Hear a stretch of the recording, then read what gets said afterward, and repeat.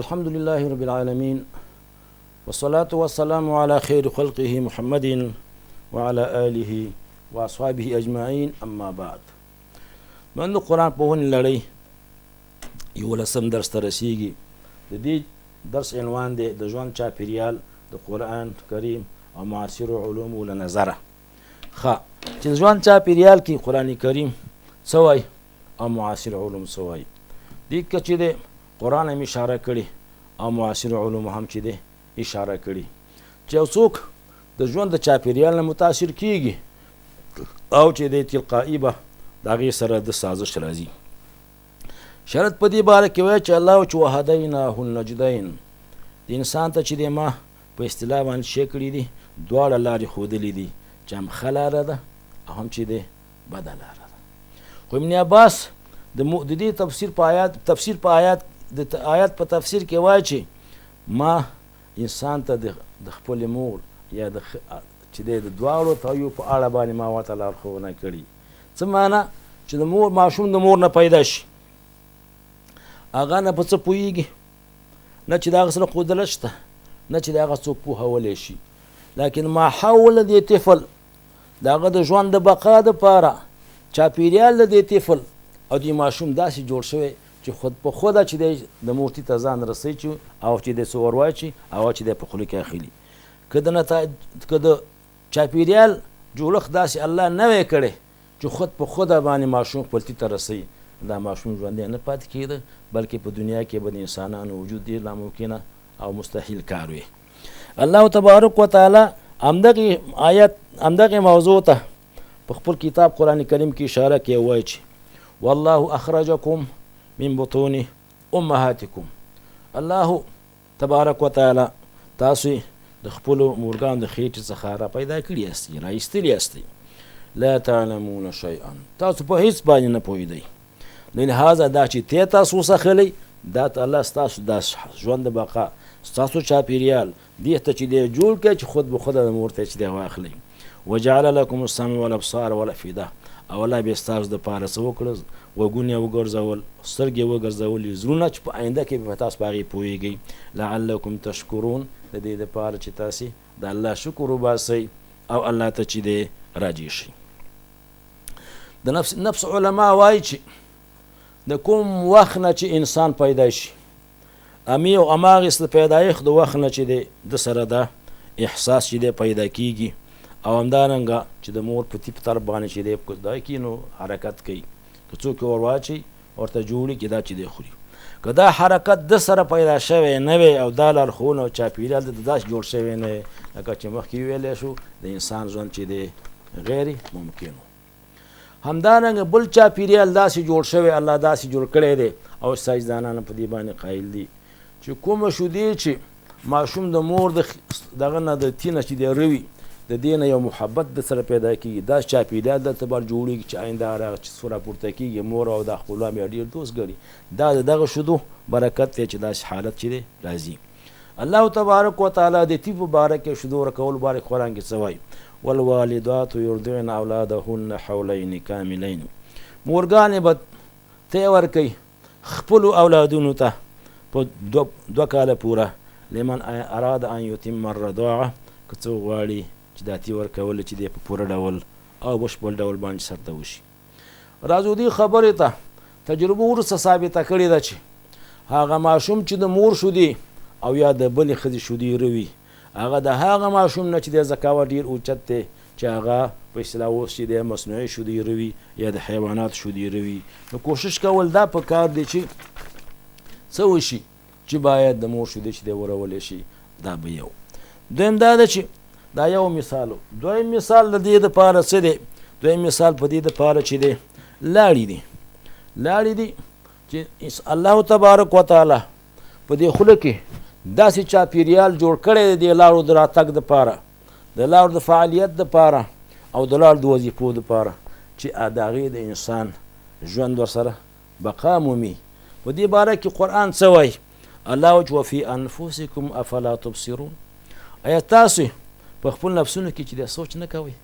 تاسو نه ګورئ؟ نو د هغې د نفس نه ډېر شیان دي. الله سترګو ته سړی وګوري، غوږ ته سړی وګوري، پوزې ته وګوري، خو یو لاړې مثال موږ راخلو. دغه څه وایي په دې کې د جلالین تفسیر څه وایي؟ هغه داسې وایي چې تاسو خپل ځان کې د پیدایښت د وخت نه تر مرګ د وخته پورې سوچ وکئ او د ظاهره د خپل ځان ته مو ګورئ چې تاسو څنګه جوړ شوي یاستئ او څنګه سکلټ تاسو چې دی برابر شوی دی. راځو د دې مثالونو نه چې دی یو چې دی لاړې دي دا په خوله کې کته پورته چې دی کېږي. اوس ساینسدانه په دې باره کې څه نظر لري؟ هغوی وایي چې په خوله کې د ژامې نه د ژامې د ژبې او د غوږو لاندې ځینې غدې موجود دي چې د هغې نه چې دی لاړې راوځي د ژبې د غوږونو او د ژامې لاندې.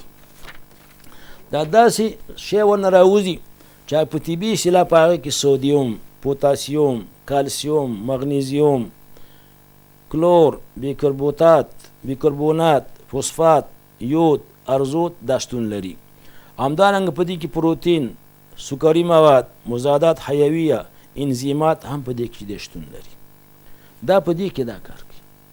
راځي اوس د دې لاړو لپاره څه خپل محیط جوړ شوی. لاړې څه کارونه کوي؟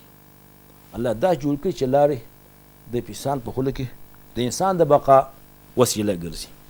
ډېر مثالونه دي چې خوله چې دی لمده ساتي.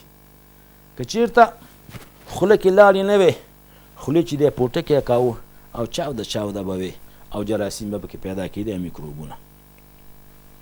ښه بله دا چې کله ډوډۍ سړی خوري ډوډۍ لمدی ډوډۍ په اصطلاح باندې ښه ژول کېږي او ډوډۍ چې دی په ښه شکل باندې هضم ته برابري. په لاړو کې هضمي مواد موجود دي چې لحاظ هغه په اصطلاح باندې په هضم کې هم کومک کوي.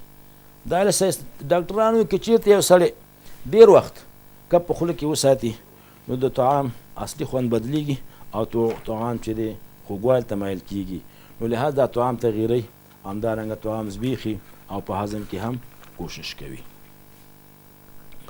نو بل دا چې په لاړې کې سړي په خوله کې موجود وي ژبه یې لمده وي خبرو ته دوام ورکولی شي او کله چې لاړې وچ خولې وچه کېږي غاږ د خولې نه چې دی نه راوځي.